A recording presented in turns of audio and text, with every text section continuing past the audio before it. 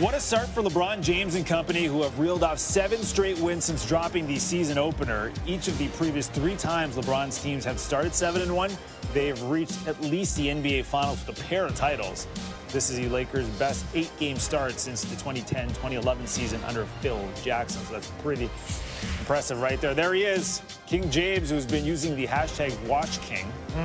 People saying he's washed up. I don't know how many people actually said he's washed up, but he's using it as motivation. LeBron James has been playing out of this world right now. Dave McMenamin joining us from the Staples Center, where the Lakers, again, looking to make it 8 wins in a row, taking on my Toronto Raptors. I'm going to keep it objective, though, Dave. We will talk about the Lakers. Now, we know they have a lot more talent this year, but what has really been the key for their strong start? Well, Nabil, there's been some ridiculous defensive numbers they've been putting up so far this season. Against the Miami Heat the other night, they contested 34 of the 35 threes the Heat took, which 97% is unprecedented type of number. When LeBron James and AD have shared the court together this season, the Lakers are only allowing 91.9 points per 100 possessions, which is the best defensive efficiency in the league if it was extrapolated over the course of a full game. And of course, this is the first time in LeBron James's career where his team ranked first in defensive efficiency.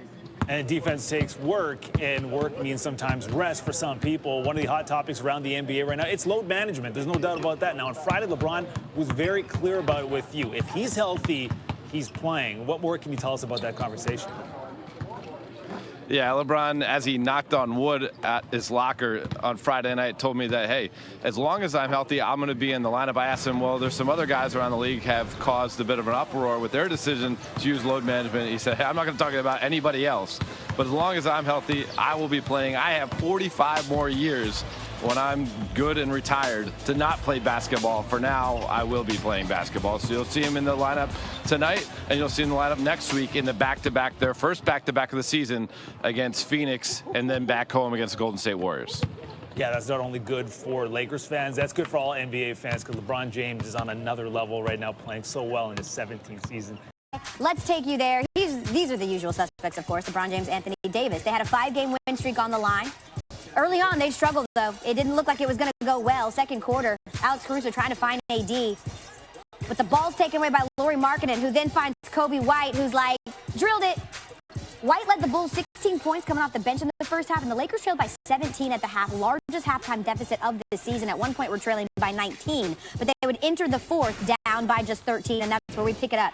And this is what I'm talking about, the not usual suspects. Kyle Kuzma for 3, the lead down to 10. A few possessions later, it's Kuzma, his 3rd game back after missing the start of the season with that ankle injury. He said, I'm getting there. I'm getting better. I'm feeling better. Lakers cut the lead to 6. Kuzma misses the free throw, but Dwight Howard, Bulls lead down to just 4. He doesn't have to be Christopher Reeve Superman. He just has to be better than Brandon Ruth. And he is. LeBron said anytime we miss, Superman was there to clean up the offensive glass. Lakers fans are pumped. He's getting it done on both sides of the floor. Less than a minute later, Quinn Cook, season high 17 for him, drills this one. He'd missed the free throw, but the Lakers have a 1-point lead now. Next, Lakers possession.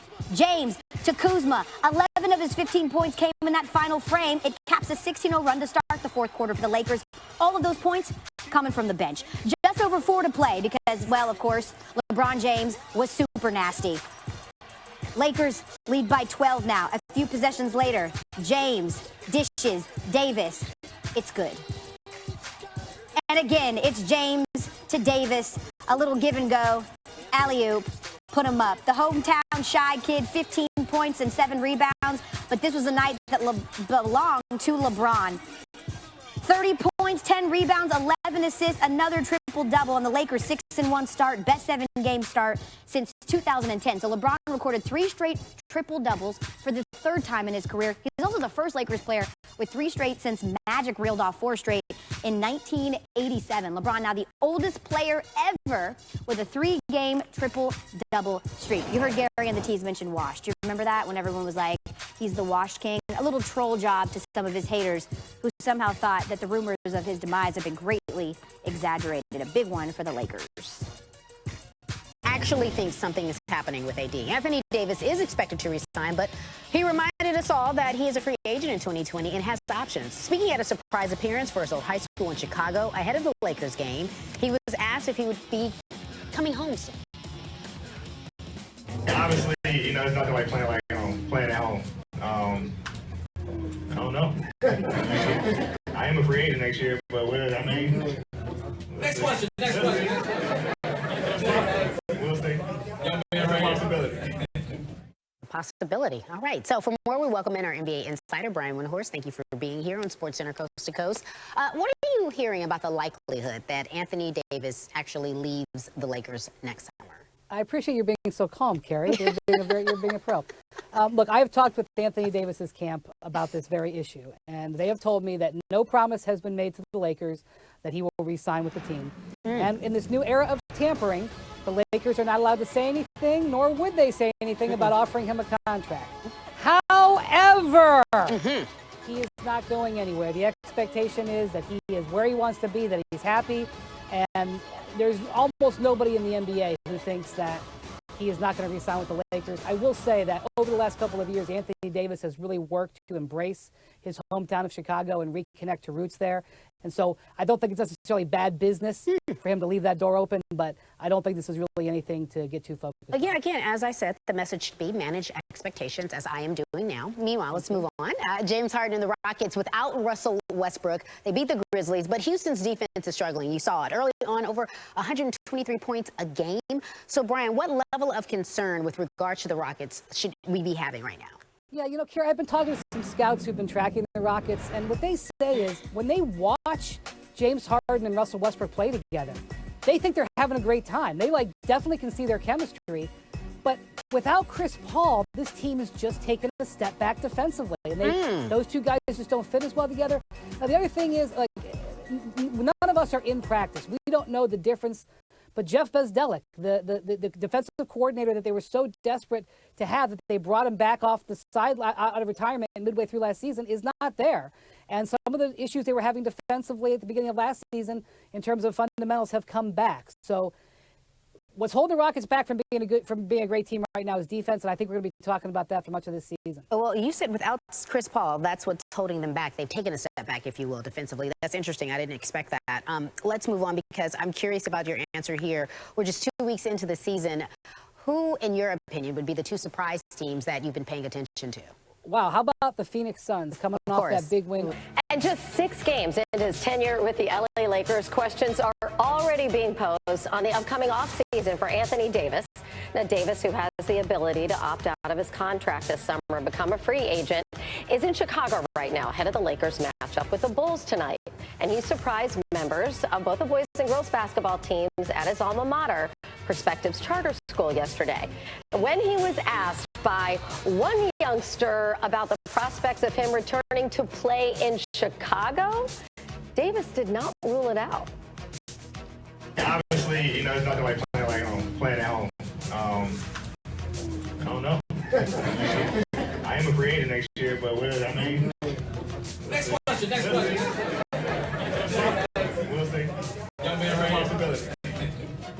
Next question, right. So AD is going to be part of a free agent class this summer that also includes Gordon Hayward, Andre Drummond, and Paul Millsap, among others. The 6-time All-Star Davis is averaging 28.5 points per game and 11.5 rebounds per game so far in this young season.